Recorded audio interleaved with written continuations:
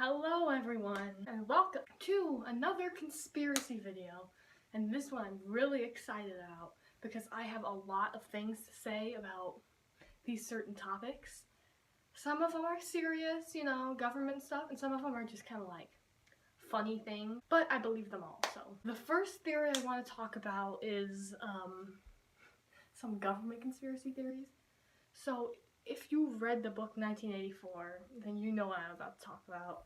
If you haven't, then you should read it. So the book 1984 was written in 1949, and it was supposed to be about the future in the 80s, and it was about how the government has all control, we have no freedom of speech or anything like that, and you're always being watched by the government, like cameras everywhere.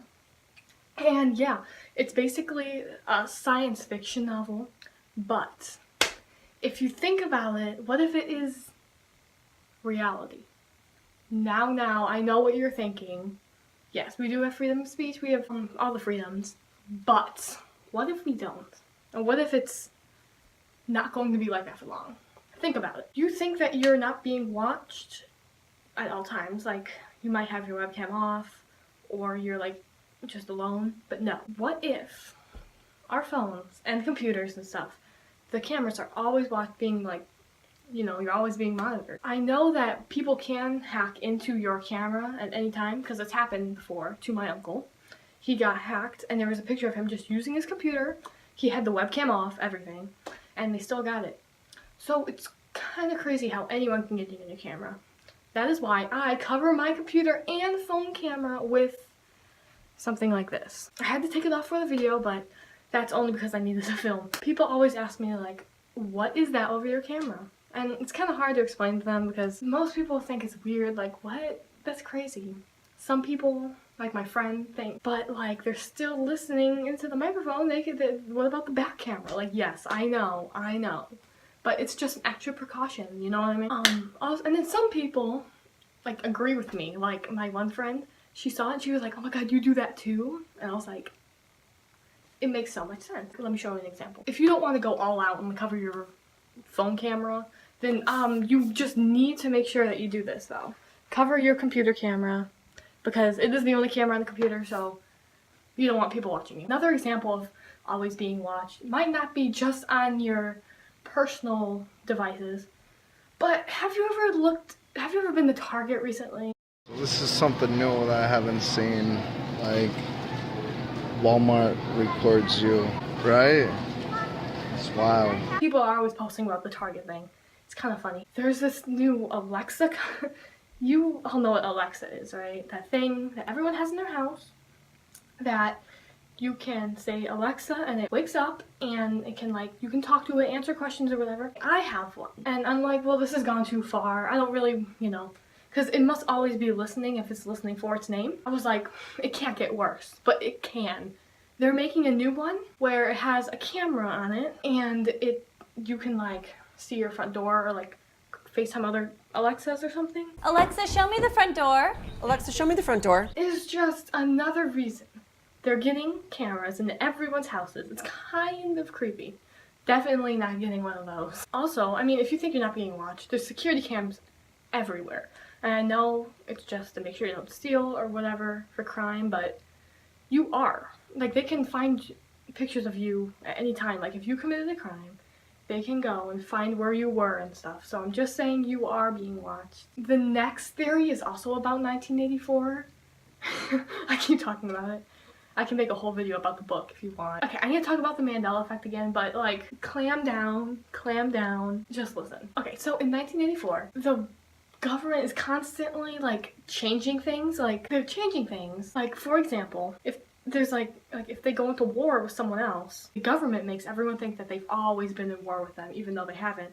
So everyone's kind of brainwashed into believing that it's always been a certain way. The main character, Winston, he knew, he was well, that's not true, and he wasn't really falling into the system or whatever. So that's a thing called doublethink. When you know different, it's kind of a crime. So you have to act like you don't think that way or you'll get caught. So basically, I thought about it and I thought about the Mandela Effect and I was like, these have a lot to do with each other. Let me explain. At the end of the book, spoilers if you haven't read it, but O'Brien's trying to like make Winston fall into this brainwashing or whatever, and it works. He's like, what's 2 + 2? And then Winston's like, obviously it's 4. And then like O'Brien's like, no, it's 5, right? And he keeps saying it's 5, it's 5. And then as time goes on, Winston's like, oh yeah, it is 5. And he just accepts it. And if you think about what if the Mandela Effect is like that? Like, let's take a common Mandela Effect, for example, like the Berenstain Bears. What if it was the Berenstain Bears, but like the government's like telling us like, no, it's always been the main Berenstain Bears. And we're like, oh, of course. But then we have this double think in our mind, like, I think I remember being the Berenstain Bears. I mean, it's kind of, I don't know, that's kind of silly because, like, why would the government care about us thinking that's the Berenstain Bears? But, I mean, I just thought of it and I kind of linked them together, and it's really interesting. Next, we're going to talk about a kind of stupid one. This is about Brendon Urie and why I think he sold his soul. Now, my friend Maya and I came up with this ourselves, and it makes sense. If you think about it, Panic at the Disco started at, like, nothing. They were like, whatever. And then they got Pete Wentz to sign them. Like, what? That's crazy. And maybe Brendon Urie sold his soul to, like, get his fame. And it makes sense because as the albums go on, he keeps losing members and now he's only down to him. It makes sense because what if, like, Ryan Ross and Spencer and John, what if they were like, no thanks, I don't want any part of this devil stuff? And then they leave. And now he has Dallin and, like, the other ones, and they're not officially in the band because what if they're like, if you go officially in the band, then you, like, sell your soul. So they're like, we're just gonna play the instruments for it, we're not gonna actually join.